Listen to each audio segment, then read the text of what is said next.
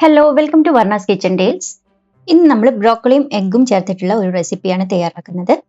നമുക്കിത് തനിയെ കഴിക്കാൻ പറ്റുന്നതും ചപ്പാത്തിയുടെയോ ചോറിനൊക്കെ പെയർ ചെയ്ത് കഴിക്കാൻ പറ്റുന്നതുമായിട്ടുള്ള റെസിപ്പിയാണ്.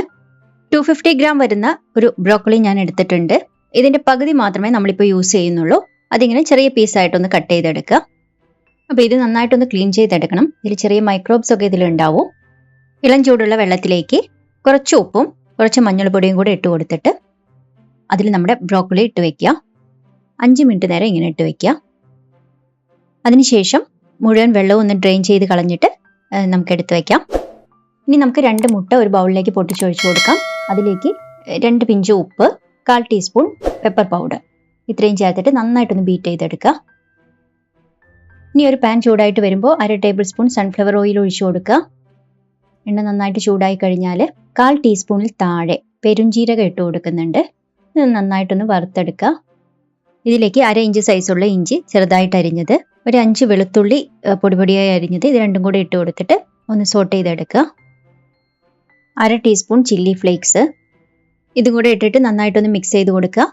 ഇനി ഇതിലേക്ക് വേണ്ടത് ഒരു മീഡിയം സൈസ് സവാളയുടെ പകുതി ചെറുതായിട്ട് ഇങ്ങനെ കട്ട് ചെയ്തെടുത്തതാണ്.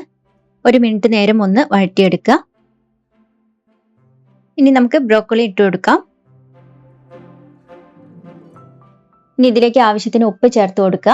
1/4 ടീസ്പൂണിന്റെ പകുതി മതിയാവും. ഇതെല്ലാം കൂടി നന്നായിട്ടൊന്ന് മിക്സ് ചെയ്ത് കൊടുക്കുക.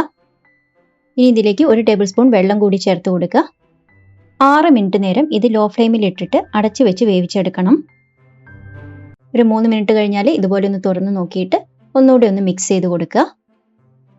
എന്നിട്ട് വീണ്ടും ലോ ഫ്ലെയിമിൽ ഇട്ടിട്ട് അടച്ചു വെച്ച് വേവിക്കാം. ഏകദേശം 6 മിനിറ്റ് ആയിട്ടുണ്ട്. നമ്മുടെ ബ്രോക്കോളിയൊക്കെ കുക്കായി വന്നിട്ടുണ്ട്. ഇനി നമുക്കിതൊക്കെ പാൻ്റെ സൈഡ്സിലേക്ക് ഈ രീതിയിലൊന്ന് ആക്കി കൊടുത്തിട്ട് മുട്ട ഒഴിക്കാനുള്ള ഒരു സ്പേസ് ഉണ്ടാക്കിയെടുക്കുക. നേരത്തെ ബീറ്റ് ചെയ്ത് വെച്ച മുട്ടയുടെ മിക്സ് ഇതിലേക്ക് ഒഴിച്ചു കൊടുക്കാം. ലോ ഫ്ലെയിമിൽ ഇട്ടിട്ട് ഒരു 30 സെക്കൻഡ് നേരം ഞാനൊന്ന് അടച്ചു വെക്കുന്നുണ്ട്. അതിനുശേഷം ഓപ്പൺ ചെയ്ത് കൊടുത്തിട്ട് ഒരു സ്പൂൺ വെച്ചിട്ട് ഇതുപോലെ ഒന്ന് ചെയ്ത് കൊടുക്കുക. വെയിറ്റ് ലോസിനൊക്കെ ട്രൈ ചെയ്യുന്നവർക്ക് ഇത് മാത്രമായിട്ടും ഡിന്നറിനൊക്കെ കഴിക്കാവുന്നതാണ്. മുട്ട ഏകദേശം കുക്കായി കഴിഞ്ഞാൽ നമുക്ക് ഇതെല്ലാം കൂടി നന്നായിട്ട് മിക്സ് ചെയ്ത് യോജിപ്പിച്ച് കൊടുക്കാം.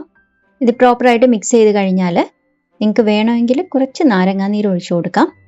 ഉപ്പോ പെപ്പറോ എന്തെങ്കിലും കൂടുതൽ ആഡ് ചെയ്യണമെങ്കിൽ അതും ആഡ് ചെയ്ത് കൊടുക്കാം. അത് ഓരോരുത്തരുടെയും ടേസ്റ്റിനനുസരിച്ച് ചെയ്യാം. അപ്പോൾ 2 പേർക്ക് കഴിക്കാനുള്ള ക്വാണ്ടിറ്റിയിൽ ബ്രോക്കോളി എഗ് സ്റ്റിർ ഫ്രൈ ഇവിടെ റെഡി ആയിട്ടുണ്ട്. വീഡിയോ ഇഷ്ടമായെങ്കിൽ ലൈക്ക് ചെയ്യുക, ഷെയർ ചെയ്യുക, ഒപ്പം ചാനൽ സബ്സ്ക്രൈബ് ചെയ്യുക. തൊട്ടടുത്തുള്ള ബെല്ലൈക്കൺ അമർത്തി ഓൾ എന്ന ഓപ്ഷൻ എനേബിൾ ചെയ്ത് വയ്ക്കുക.